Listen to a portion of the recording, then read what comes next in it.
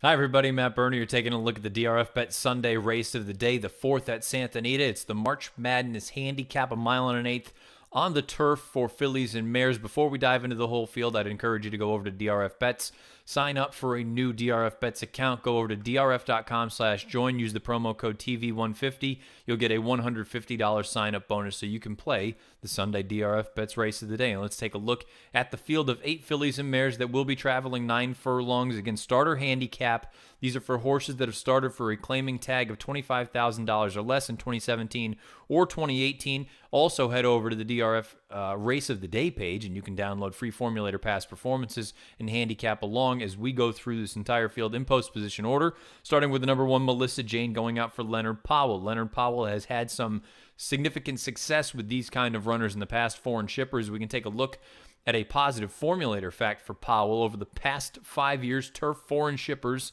3 for 8. That's a 38% strike rate with a 942 ROI. The big concern with this filly at this point right now anyway, 5 for 9 lifetime on synthetic, 0 for 5 lifetime on turf. We'll find out if getting to the West Coast, getting to the turf, getting Lasix on for the first time, and getting into Leonard Powell's barn gets her over the hump in her first start here in the United States.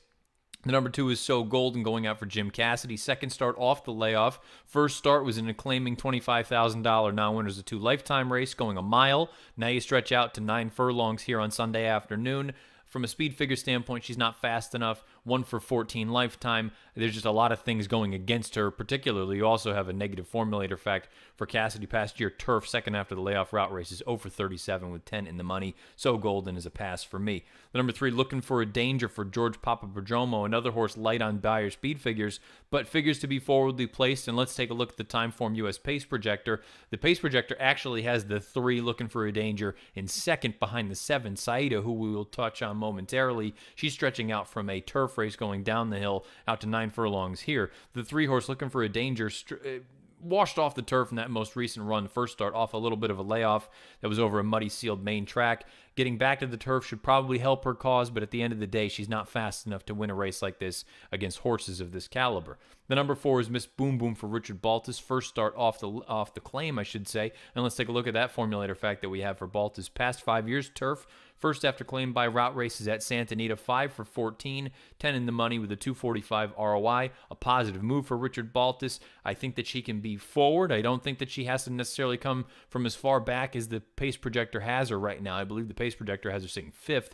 I think she can be a little bit closer beneath Drayden Van Dyke, stretching out from that mile distance out to 9 furlongs on Sunday. For what it's worth, sure, she was beaten as the 2-1 favorite in that run, most recently the $32,000 claimer.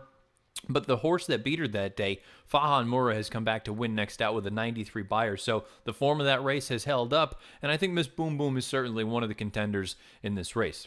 The main contender, in my opinion, is the number 5 Basilica for Jerry Hollendorfer, coming out of the non-winners of 1 lifetime, or non-winners of 1 other than race back on March the 4th. Positive formulator fact for Hollendorfer. Past 5 years, turf, second after claim by routes in Southern California, 6 for 24, 13 in the money with the 309 ROI. Owns the highest last out buyer speed figure in the field with an 85. I thought she did a lot of running in there. I think she's nice. I think she fits in here very well. The distance isn't going to be a problem for her. And the other thing is, it feels like she is, of all of the horses in this race, she's getting the most significant class relief. Not just because she ran in that non-winners of 1 other than most recently, but considering that you need to have started for 25 at one point over the past year and change. That was way back in March of last year that she ran for 25,000. You look and see what she's done since then.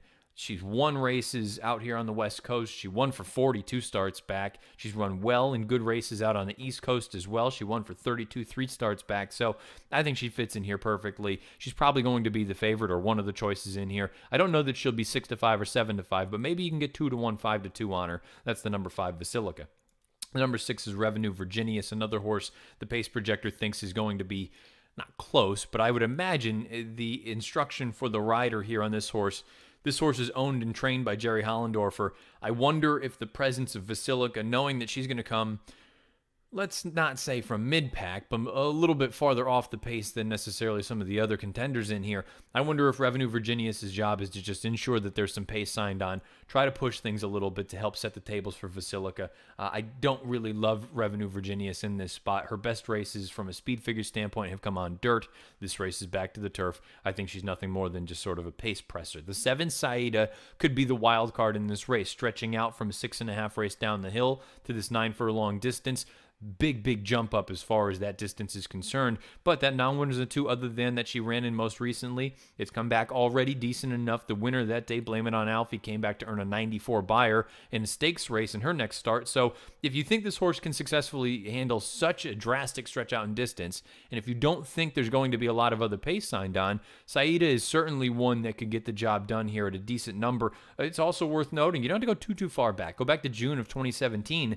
This horse was winning races at 8.5 furlongs on the East Coast. She won a race down at Laurel Park. She was losing ground as that race went on, but again, if you think that she can get out there and set a moderate pace, she has Martine Pedrosa signed aboard. I think Pedrosa is one of the best front-end riders in the entire country. Saida is certainly an interesting upset candidate to try to wire this field. And that brings us to the outside runner, the number 8 Princess Kendra for Reed Saldana. Most recently a winner in a $20,000 claimer. That was a race that was washed off the turf, and it was run over a muddy, sealed main track. When you just look at the overall body of work, this horse is not fast enough from a speed figure standpoint, has only tried the turf one time. I find it interesting that they're going to go back to the grass, but at the same time, I just don't think she's good enough to win a race like this. That gets us to the pick for me in the Sunday DRF Bets race of the day, and I'm going to go with the number 5 Basilica for Hollendorfer and Pratt. I just think she fits in here, obviously from a class standpoint. She's one of the fastest, if not the fastest horse in the entire race, and I just think things are going to work out for her well here. This 9 furlong distance, that field that she faced most recently, I think is slightly better than what she's going to face on Sunday afternoon, and she should get a decent enough setup in here. I will go 5-4-1-7 in the Sunday DRF Bets race of the day. If you're playing the DRF Bets race of the day, DRF Bets obviously is the only way to do it. Go over to drf.com/join. Use the promo code TV150. You will get a $150 sign-up bonus so you can play the March Madness Handicap on Sunday afternoon out at Santa Anita. It is race number 4 and is scheduled to go off at 1 o'clock Pacific. Good luck.